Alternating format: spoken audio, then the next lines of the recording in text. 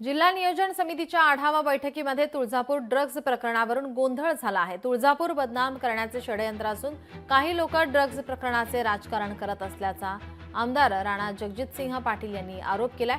तर ड्रग्ज प्रकरणी कोणी राजकारण करू नये, खासदार ओमराजे निंबाळकर यांच्या प्रश्नाला आमदार राणा जगजितसिंह पाटील यांनी उत्तर दिलंय। आम्ही कायम स्वरूपी मागणी करतोय की ड्रग्जचा विषय आपल्या लेकराबाळासाठी चांगला नाही, फक्त खासदार म्हणून नाही, एका मुलाचा एका मुलीचा बाप म्हणून सुद्धा माझी जबाबदारी आहे की अशा विषयाला वेळीच पायदल बसलं पाहिजे। आता याच्यात राजकारण कुठं आलं? जी लोक ड्रग विक्री करत होती, ज्या लोकांनी ड्रग्जचं व्यसन केलं, ती लोक शाव झाली आणि जी त्याच्यावर बंद व्हावं म्हणून प्रामाणिक प्रयत्न करते ती चोर झाली का?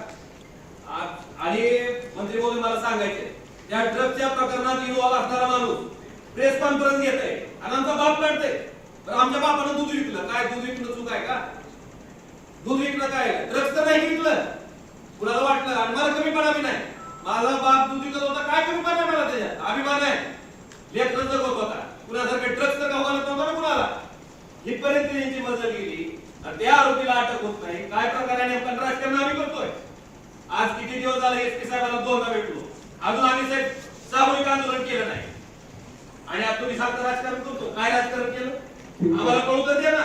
तुळजापूरमध्ये काही माझे सहकारी आहेत ज्यांच्याकडे माहिती उपलब्ध होती, त्यांना पोलिसांना जोडून दिलं आणि मग एसीबी आणि त्यांनी ड्राफ्ट असल्यानंतर एक साठा जो आहे तो जप्त करता आला।